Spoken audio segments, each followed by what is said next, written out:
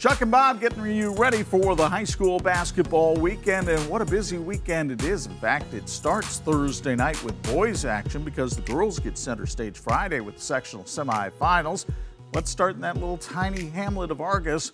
Jason Groves and the Triton Trojans having a nice year as they come in to take on their Marshall County rivals in Argus. And Argus has Gordon Mossman as their head coach. He's done an outstanding job, 32 years as head coach. Michael Richard is one of his top scorers that he really relies on. He's also getting help from J.J. Morris and also Dylan Kindig, who at 6'4", gives him some help on the board. Meanwhile, Triton really relies on the scoring of Ashton Oviedo. He's close to 20 points a game. You know, the interesting thing is last year, such a low-scoring game. I think it was 28-26. Argus would like to keep it at that tempo. Triton likes to get up and down the floor. Well, we've seen Jason Groves do that over the years. He's always able to come up with players who know their roles on the team and quarterback the team from the outside, get the ball in the post as well. Oviedo is helped by Keegan Westhaver and also John Gardner, but Oviedo is a tough assignment for anybody inside. So that's a good one on the small school side. Meanwhile, in the Northern Indiana Conference, we'll head over to Northside Gym and check out New Prairie and Elkhart. Boy, New Prairie had a great weekend last weekend. They beat both St. Joseph and South Central. And while we have traditionally, over the last couple of years, seen a lot of offense out of New Prairie, recently it's the defense that's been carrying Mike Bauer's ball club. It has been, and you know, so many times this season and last year they relied on Braden Flagg as their big scorer. But Hunter Smith had a big basket against St. Joe. Grady Lepczynski's doing a nice job. Rylan McBride would be the other team's top player, and this is a team that's really elevated itself. And as the support group has gotten better, Braden Flagg has more opportunities, especially if you go out defensively and stop. While that's going on with New Prairie, Kyle Sears and Elkhart seem to be finding their rhythm. They're now at the 500 mark. They've won 5 of their last 7. Question is, can they build some momentum heading into the tournament, because they had another heartbreaking loss the other night against Warsaw. And you just get the feeling that with this team, once they finally get over the hump, they finally get over 500, start believing in themselves, they're going to be much better. And again, it's his first year and first combined year, but boy, Donovan Johnson's really stepped up. And they've also gotten some good efforts out of Cameron Daniels and also from Demarius Anderson. I think this is a team that has enough talent. And who knows, maybe they light it up at tournament time. Well, Johnson certainly emerging as a leader, 6 straight games in double figures. But Elkhart checks into the Heartbreak Hotel way too often. They are 1-6 in games decided by 5 points or less. They need to figure out how to win those kind of games. The team that has figured out how to win is Mishawaka. In their first year in the Northern Lakes Conference, Ron Heklinski's team leads the NLC. They'll go down and take on second place Warsaw in the Tiger Den Thursday night. This is the biggest game on the boys' schedule this week. Folks, if they had an MVP in the Northern Lakes Conference, his name would be Trent Johnson. It really would be. And you know, Trent's had enough talent to be a significant player, but now he's matured. He's grown up. He's the guy you want to go-to guy. Give me the ball and I'll take care of it. He's done a really good job. They've won 10 in a row.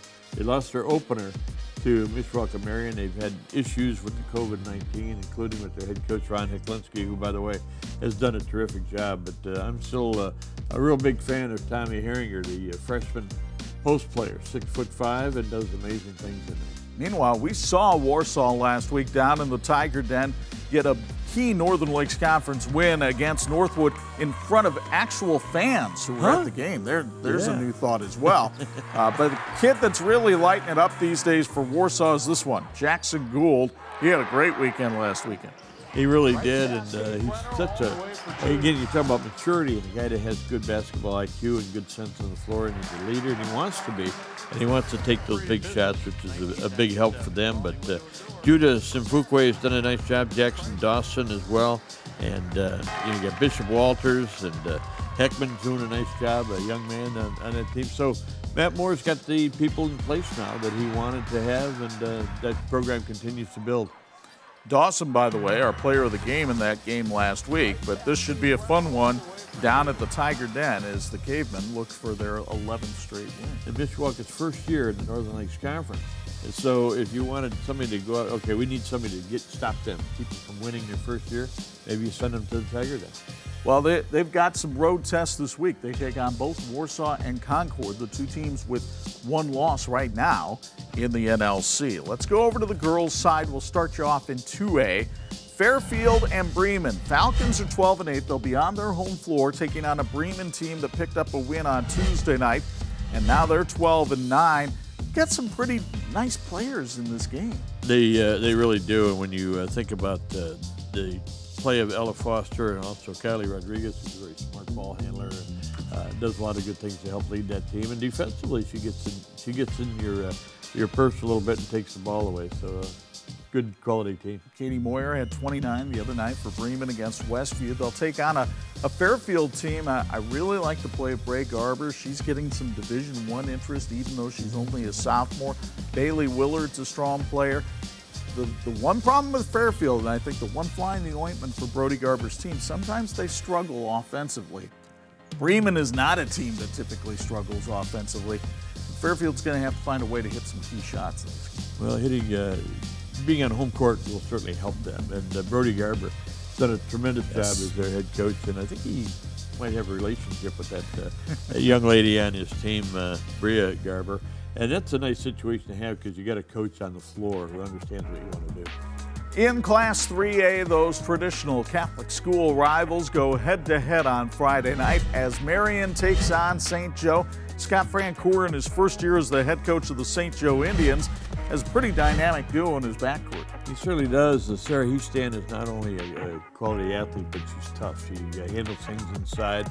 And Kelly Radigan has done an outstanding job for them. And again, not the support all through the roster that they've had there at St. Joe and enjoy, but I think they're building in the right direction. Coach Francoeur is going to do a good job there. But he's got to have some people step up because it's kind of a three-headed hydra that you're facing there with the Marion Knights. We saw them earlier this year, and Steve Scott's team has a whole lot of talent on it. That's Mackenzie Hudgens. She's going D1 to Cal State Northridge. He's got some more potential D1 players, and Micaiah Porter, who came on over from Elkhart this year, has done a nice job. And then there's Nevaeh Foster, one of the leading scorers in the area.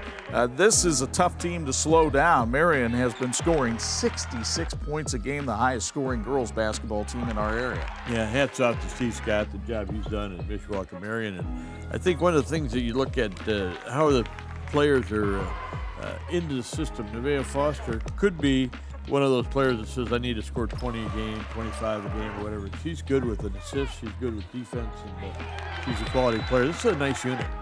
So that's in Class 3A, and the game we'll have for you Friday night is in Class 4A. We will be at the Goshen sectional for the second semifinal there between old Northern Lakes Conference rivals Northridge and Warsaw. What a job Doug Springer has done at Northridge. I mean, nobody had won there in girls basketball before he came there from Wheeler, and he has built a program that perennially is one of the top programs in the area. Well, they're 16-7 going into this game, and he's had an outstanding effort from Eva Fisher and also J.C. Walker. And this is a team that, again, has built itself over the last 2 or 3 years to get to a level where they know what the coach, there's a lot of good communication there. Now, they shoot the three very well, but they're going to have to do it against a team that defends very well in the Warsaw Tigers. We saw them Tuesday night eliminate Goshen from the tournament 33-29. Lenny Krebs used a triangle and 2 that night against Bryn Shoup Hill. He might have to conjure up something else, but they know how to play defense. 8 of their last 10 opponents have only scored 33 or less, and that includes Northridge earlier in January. Well, and they've done a great job there. And Coach Krebs, he's had 15 wins in all 4 of his seasons at Warsaw. So the kids know the system, and when you get good system kids, it really helps you out. But he's also got some outstanding players in Kenzie Ryman, Kendall Wayne. And I was really impressed with Abby Sanner in their game against Goshen. She was a big, strong presence inside. She did some good things offensively, but she's really stepped up, become a leader on that team. 6'2" junior who's a double-double just waiting to happen on any night, so it should be a fun one. Northridge and Warsaw can only watch it on the live stream on the Champions Network because it's tourney time, but we'll have it for you Friday night at 11 and Saturday morning at 9 on TV 46. Until then, for Bob Nagle, Chuck Freeby, thanks for joining us here on social media.